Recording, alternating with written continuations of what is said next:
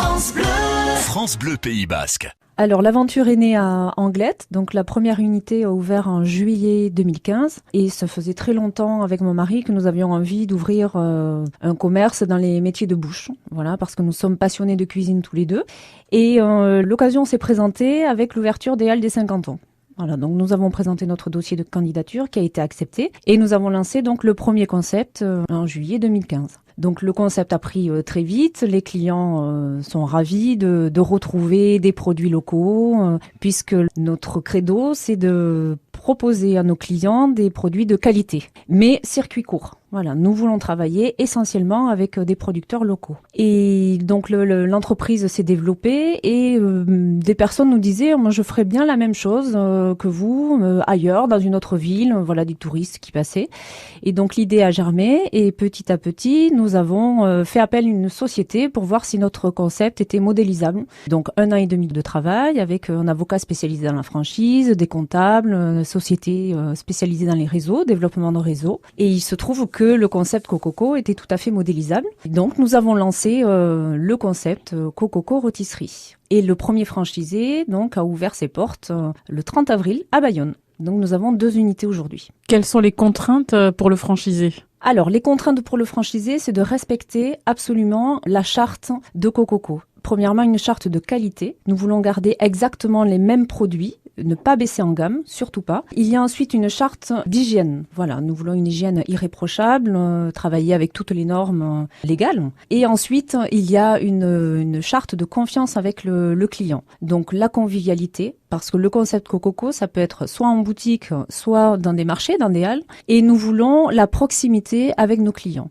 Donc absolument l'accueil, très important chez Cococo, la convivialité, toujours de bonne humeur, le sourire et surtout le conseil. Donc c'est vrai que nous passons beaucoup de temps à expliquer à nos clients d'où viennent les produits, pourquoi ils ont un certain prix aussi, puisque forcément la qualité c'est plus cher. Donc un poulet chez Cococo est plus cher que dans un supermarché, mais nous expliquons pourquoi. Pourquoi ? Parce qu'ils sont élevés en liberté et non pas en plein air. Puisqu'il y a une différence, puisque en liberté, il n'y a pas de contrainte au mètre carré.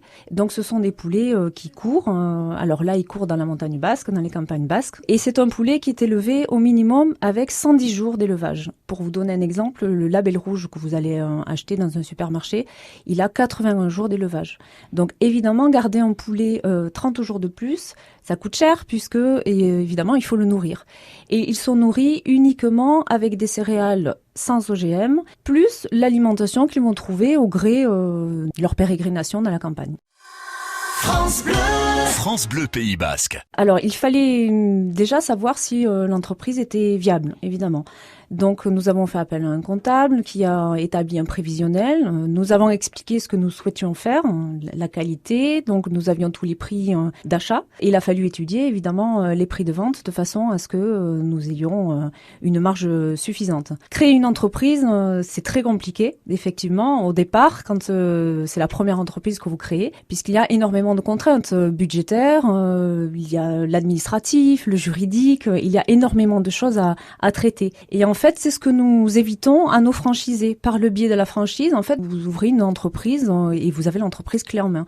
Nous avons tout pensé pour nos franchisés. De la charte architecturale aux producteurs, le petit matériel, le gros matériel. En fait, nous leur livrons ce que l'on appelle un manuel opératoire. C'est la Bible du franchisé. Et avec ça, il peut ouvrir tout seul son entreprise, même s'il n'y connaît rien. Voilà, nous sommes là pour ça et en fait, nous faisons toutes les démarches pour le franchisé. Donc vous allez rencontrer chaque candidat à la franchise ? Oui, il y a un premier recrutement qui se fait. Donc c'est un développeur réseau qui s'occupe de ça. Nous avons ouvert donc le concept sur un portail national qui s'appelle Toute la franchise. Et les candidats qui sont intéressés ont le réflexe d'aller sur ce genre de portail. Donc ils prennent contact avec le développeur réseau et il y a un premier recrutement qui va se faire par un entretien téléphonique qui dure la plupart du temps entre 3/4 d'heure et 1 heure minimum pour voir si les candidats correspondent au profil, pour voir quelle est leur idée, enfin ce qu'ils ont envie de faire et si ça colle avec le concept Cococo. Parce que évidemment, il y a un profil de candidat.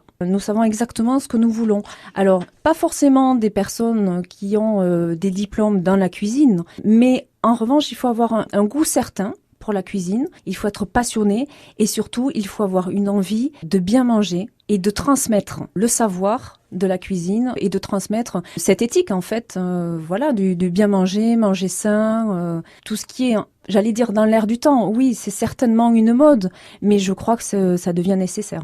Alors comment vous allez être sûr que le franchisé, au bout de 6 mois, il va pas prendre des libertés avec cette éthique de départ? Alors, nous aurons ce que l'on appelle le client mystère. C'est-à-dire qu'il y a tout un protocole de contrôle qui s'établit et nous envoyons des clients mystères qui viennent au hasard et qui vont commander, qui vont déguster et qui vont surtout voir si tous les critères sont bien remplis. Il y a plusieurs points de contrôle et à l'issue de la visite, il se dévoilera au franchisé et il discutera avec lui des points à revoir. Alors évidemment, c'est pas parce qu'un franchisé a fait un écart qu'on va fermer la franchise. Non, mais tout va se faire sur la base du dialogue et il aura un certain temps pour redresser la barre. France Bleu Pays Basque. Tous les produits sont locaux, mais Cococo se charge de trouver les fournisseurs dans les régions, puisque ce serait stupide de dire nous sommes un circuit court si nous envoyons tout du Pays Basque en Île-de-France par exemple. Donc charge à nous de trouver exactement la même qualité, mais dans leur région. Certes, nous sommes exigeants sur la qualité, mais il faut que le franchisé trouve son compte. Donc nous avons travaillé pendant 6 mois avec un avocat spécialisé qui a cherché le meilleur équilibre possible. Certes, Cococo, il trouve des avantages, mais il faut que le franchisé aussi, il trouve son avantage et fasse des bénéfices. Donc le contrat est le plus équilibré possible pour que les deux parties soient satisfaits.